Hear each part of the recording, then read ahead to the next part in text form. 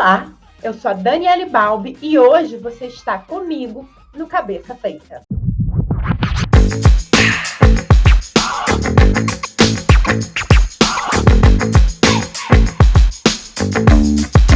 Nos últimos anos, nós assistimos ao desmonte sistemático das estruturas de educação no Brasil, sobretudo as estruturas públicas que visam garantir a universalização do acesso à educação, ensino básico e ensino superior, no nosso país. Desde 2016, após o golpe contra a presidenta Dilma Rousseff, o programa implementado pelo golpista Michel Temer tinha como um dos nortes centrais justamente o desmonte das estruturas cujo objetivo é garantir acesso à cidadania à maior parte da população, a classe trabalhadora. No que se refere especificamente aos investimentos em educação, o programa apresentado por Michel Temer para o exercício de 2017 já propunha um corte de mais de 30% das receitas direcionadas à manutenção das atividades de oferta de educação no país, o que impactava as universidades federais, o que impactava os programas que auxiliavam as estruturas municipais e estaduais para garantirem educação de qualidade para as nossas crianças e jovens no Brasil inteiro. De lá para cá, além da continuidade dos cortes orçamentários que impactavam diretamente a manutenção das atividades docentes e da rotina e do cotidiano das escolas e das universidades, nós vimos também, com o desgoverno de Jair Messias Bolsonaro, o surgimento de um ataque sistemático à atividade fim da educação, ou seja, ao ensino. As escolas e as universidades foram o centro dos ataques de Jair Messias Bolsonaro, o centro daquilo que ele denominou de guerra ideológica. Quem não se lembra de Jair Messias Bolsonaro, em um dos seus primeiros discursos como presidente da República, dizer que, mais do que construir, seu interesse enquanto governante da nação era destruir. Seu primeiro-ministro, Ricardo Vélez, anunciou de saída um corte orçamentário na monta de 40%, o que, no acumulado, desde 2016, chegava a uma perda de 5 bilhões de reais. Um dos primeiros projetos apresentados para a recomposição das atividades e do orçamento das universidades federais e dos institutos federais de ensino superior foi o Futurice, que nada mais era do que a entrega da gestão e do patrimônio das universidades e desses institutos para a iniciativa privada,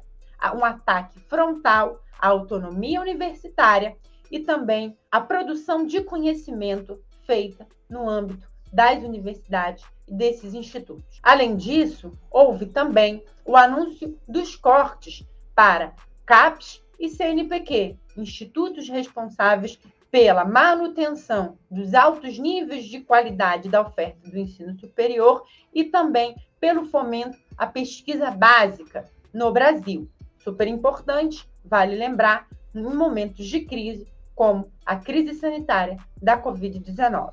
Vélez e o Futurice caíram no dia 30 de maio de 2019 por luta de amplos setores da sociedade civil organizada com protagonismo dos estudantes. Porém, substituindo Vélez, nós tivemos Weintraub, que, por uma série de razões, tinha muitos problemas com as universidades federais e com os IFES, chegando a declarar, dentre outras coisas, que o que se fazia naquelas instituições era balbúrdia. Ora, instituições que respondem por quase a totalidade da entrega de resultados de pesquisa básica no Brasil não são instituições cuja balbúrdia as caracteriza, não é verdade? Além disso, Weintraub anunciava a continuidade dos cortes na educação em 2020, sem recompor as perdas acumuladas desde 2016, justificando justamente que essas universidades não entregavam resultados satisfatórios. Essa campanha maciça contra os IFES, contra as universidades, né, e contra as instituições de ensino básico foi amparada numa série de fake news que visavam descredibilizar tanto o corpo discente, as pesquisas por estes desenvolvidas, quanto os laboratórios coordenados por pesquisadores e profissionais docentes do ensino público no Brasil. Fato é que o governo de Weintraub, além dessa luta escarniçada, ideológica, para descredibilizar diante a opinião pública a educação e os profissionais de educação, também continuava sem dar respostas concretas aos índices de educação cada vez mais afetados pelo desmonte do orçamento e das estruturas que deveriam realizar a educação no chão da escola. Uma das questões fundamentais debatidas durante o desgoverno de Jair Messias Bolsonaro foi a continuidade do Fundo Nacional da Educação Básica, o Fundeb. O Fundeb é nada mais que um programa de gestão de recursos que são diretamente entregues para os gestores da ponta do sistema educacional, os municípios e os estados, para a manutenção e a equalização dos níveis de qualidade do ensino básico em todo o país. O Fundeb era importante para a composição do orçamento desses mesmos profissionais de educação e, além disso, para a entrega de recursos como merenda, como material escolar, uniforme, recomposição dos laboratórios das instituições de ensino básico em nível fundamental e médio, e tudo isso estava ameaçado no desgoverno de Jair Messias Bolsonaro, que resistiu muito à renovação do Fundeb e que apresentou uma medida que, na prática, entregava esses recursos para a gestão da iniciativa privada. Por luta de amplos setores do movimento social, com protagonismo da UBS, da UNES e da NPG, nós conseguimos manter o Fundeb gerido pelos gestores públicos e conseguimos mantê-lo como programa permanente, inscrito na forma de lei. Uma grande derrota do desgoverno Jair Messias Bolsonaro e uma vitória das e dos estudantes organizados nas ruas em diálogo com a sociedade. Porém, os ataques continuam. As perdas acumuladas em 2020 chegam à casa dos 6 bilhões, quase, de investimentos em ensino básico, ensino superior, pesquisa, extensão e programas de auxílio e permanência aos estudantes. Não há respostas concretas para o fracasso das metas descritas no Plano Nacional de Educação, dentre elas a diminuição da evasão escolar, o aumento do rendimento dos alunos e o aumento da formação em nível básico e em nível superior, tampouco ao Programa Nacional de Auxílio Estudantil.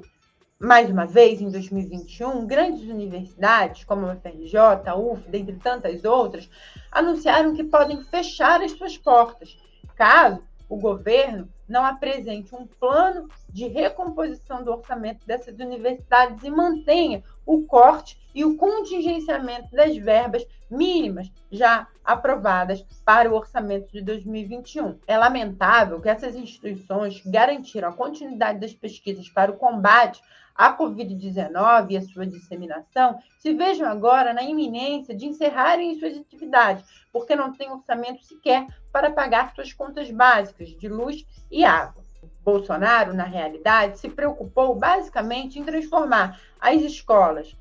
mais vulneráveis em quartéis, apresentando um programa de entrega de escolas municipais, estaduais e federais para a gestão de setores militares. O que ele queria, na realidade, é combater a suposta e fantasiosa doutrinação ideológica, apresentando uma guerra cultural, nos termos do próprio presidente e de seus ministros, contra aquilo que eles chamavam de ideologia de gênero, marxismo cultural e tantas baboseiras. Milton Ribeiro, o atual ministro do desgoverno Jair Messias Bolsonaro, da pasta da educação, apresentou uma atuação desastrosa no que se refere à gestão das escolas em período de isolamento social. Para começar, de início, eles foram frontalmente contrários à interrupção das atividades presenciais e o estabelecimento da educação remota, fazendo tudo o que esteve ao seu alcance para sabotar as iniciativas de escolas, de gestores municipais e estaduais, e de gestores das universidades e IFES para garantir a continuidade das atividades docentes e do ano letivo. Os últimos dados estimam que a evasão escolar está na casa dos 20% e que a qualidade da educação caiu drasticamente nesse último ano. Bolsonaro vetou uma lei que garantia a entrega de equipamento para as famílias de jovens mais vulneráveis, a fim de que esses pudessem acessar a internet e acompanhar as aulas de forma remota, sem qualquer justificativa, um pretenso impacto no orçamento. Nada comparado ao montante vultuoso que Bolsonaro utilizou do orçamento público para comprar parlamentares do Centrão e garantir pautas absurdas, como, por exemplo, a implementação do voto impresso. O que Bolsonaro quer é um país sem educação, sem cultura. E isso é muito evidente a partir da análise das medidas de gestão da educação que esse desgoverno tomou. Sem educação, nenhum país floresce. Sem investimento em formação adequada, sólida, de qualidade e democrática, não há perspectiva para a saída da crise, construção de um país soberano, pleno emprego, geração de renda, crescimento com responsabilidade social e com justiça. As palavras de ordem que os movimentos em defesa da educação levantaram, que foram vitoriosas, fora Vélez, fora Weintraub, agora fora Ribeiro,